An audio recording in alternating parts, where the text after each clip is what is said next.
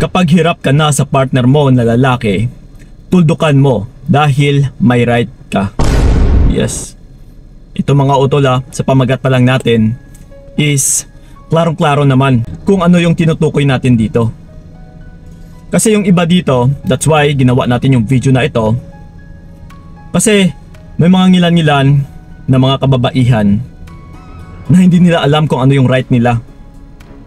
Lalong-lalo na emotionally na nasasaktan or physically na sinasaktan din. Ang iba kasi, ang buong akala nila, once na pumasok ka sa relationship, is wala ka ng karapatan kumalas. Kasi kung ito yung mentalidad mo utol, na nahihirapan ka na, nasasaktan, and then, na yung tipong parang ayaw mo nga makakalas sa partner mo kasi natatakot ka, yung tipong parang hindi ka na makawala sa kanya, ay makukulong ka talaga habang buhay utol kapag wala kang gagawin. So sa pamagat natin na may right ka talagang kumalas. Kasi kung nasasaktan ka utol nahihirapan ka na which is may pag-aabuso na or abuse galing sa partner mo, is may karapatan ka talagang umatras. Huwag na huwag kang matakot na kumalas. Kahit sabihin pa natin na may anak kayo. Ako I don't know kung napanood niyo yung isang video ko na kung paano kumalas or umatras, lalong-lalo na kapag may mga anak kayo. Kasi isa rin ito sa maging or sa nagiging dahilan kung bakit yung iba is hindi talaga makakaatras. Kasi nga may anak. Ayaw na nga magkaroon ng broken family. Or ayaw nila na magkahiwala yung nanay at tatay ng mga anak nila. Pero ito ngayon, kasi kung may mga pinipilit din na relationship na gustong mabuo, kahit kung titignan is parang napakahirap naman na very toxic naman. So masasabi natin na pwede rin kayong magsama habang buhay, pero yung pasakit na dinadaranas mo ay nandyan. So biruin mo utol, binuhay ka sa mundong ito para magdusa? No, parang yung tipong parang wala ka ng karapatan lumigaya? So hindi po ganun. Yung iba nga dyan is nagkakasakit na. Yes, kasi pwede talaga kayong magstay kung binababa mo rin yung pagkatao mo sa partner mo. Yung tipong naging sunod-sunuran ka na lang, inaapak-apakan, sinasaktan physically, tinatadyakan, yes, binubugbog, pinipirahan. So kung natatanggap mo yung ganitong situation, na still mananatili ka pa rin, na hinahayaan mo na lang na ginaganito ka ng partner mo, yes, talagang pwede kayong magsama pa habang buhay. Pero hindi naman natin masasabi na kung gaano kahaba or kung gaano katagal.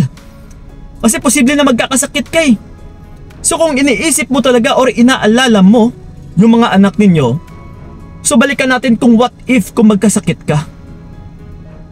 Na mas maaga kang pumanaw, mas maaga kang mawala sa mundong ito. 'Di ba? Kung iniisip mo yung anak ninyo, so yung goal mo na hindi magkaroon na mawalan ng nanay at tatay yung anak ninyo is wala rin. Kung magkasakit ka is wala ganun pa rin. 'Di ba? So mas mainam na utol na iligtas mo yung sarili mo bilang nanay ng mga anak ninyo. Para at least mabigyan mo pa rin kahit paano na magandang kinabukasan yung mga anak ninyo. Na at the same time is maligaya ka. Hindi yung nasasaktan ka. Hindi yung nakukulong ka sa partner mo na palagi ka nang sinasaktan. Nasa araw-araw is nahihirapan ka. Sa araw-araw is nakukulong ka na yung tipong kahit malaya ka sa mundo, kahit wala ka sa kulungan is parang nakakulong ka pa rin. Yes. So that's why mga utol sa pagpasok sa relationship is hindi naman tayo binibili. Yes. Hindi naman tayo binenta. May karapatan ka pa rin talagang umatras. Kayo ng mga babae, tandaan nyo ito Kayo itong may karapatan kung tanggapin yung lalaki na manliligaw o hindi. Yes, karapatan nyo po yun. Pero pagdating naman sa kalagitnaan ng relationship, na kapag sinasaktan ka na, kapag ina-abuse ka na, may pang-aabuso na talaga, is may karapatan ka ring umatras. Even kasal pa kayo utol, That's why may mga batas tayo na pwede kayong gumawa ng kasunduan. That's why nga bago sana kayo pumasok or humantong sa kasalan or mag-move forward for the next step or mag-level up yung relationship ninyo, is kailangan pag-isipan mo talaga ng ilang beses or pag-isipan mo ng mabuti. Kasi kung nakikita mo naman na maraming red flag sa partner mo, bakit mo pa idediretso sa kasalan? Kasi nga sagrado yung kasal, utol, hindi yan basta-basta. Na kapag pumasok ka is ganun na lang kadali umatras din, yes, mahirap na. Pero still may right ka pa rin na umatras. That's why may batas tayo na kung tinitignan or kung titignan in a legal process or in a legal way, is pwede ka talagang kumalas kung karapat dapat naman talaga. Na may kasama ng pag-aabuso, may kasama ng panluloko, yes, may kasama ng pamimera lang na yung tipong parang emotionally na inaabuso ka talaga. Yes, puro pasakit. Binibigyan ka ng tinik sa araw-araw. Yes mga utol, ito sa mga natatakot dyan. Yes, may karapatan po talaga kayong umatras. Pero huwag nyo namang gawing excuse sa mga konting bagay-bagay lang. Yung tipong parang konting pasakit lang is umatras ka na kaagad.